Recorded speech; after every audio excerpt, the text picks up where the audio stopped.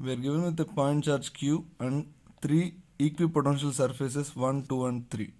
We already know that for a point charge equipotential surfaces will be in spherical shape.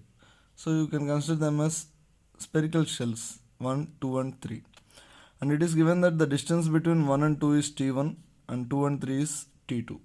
Here I am assuming that this first equipotential surface is at a distance R1, the second one is at a distance R2 and the third one is at a distance R3. So here we can write that R1 minus R2 will be is equals to T1, and similarly R3 minus R2 will be equals to T2. And if you write the potentials at equipotential surfaces 1, 2 and 3, V1, which is potential at first surface, will be is equals to KQ by R1, and V2 will be is equals to KQ by R2, and similarly V3 will be is equals to KQ by R3. Now if we substitute these two potentials V1 and V2, we can write V1 minus V2 is equals to KQ into 1 by R1 minus 1 by R2, which will be turning out to be this. And if you make R2 minus R1 as a subject, then R2 minus R1 will be is equals to V1 minus V2 into R1 R2 by KQ.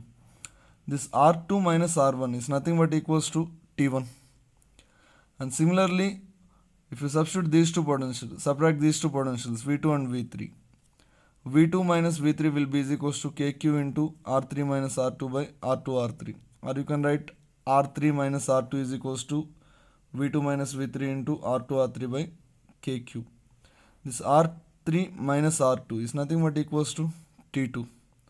So I am considering this as equation 1 and this as equation 2. Now when we are dividing these two equations, the left hand side will be T1 by T2.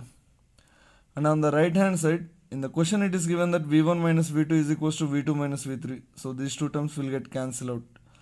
KQ will get cancelled out. R2 will get cancelled out. So the remaining will be R1 by R3. So we already know that R3 is greater than R1. From the figure it is clear that R3 is greater than R1. So we can also say that T2 is greater than T1.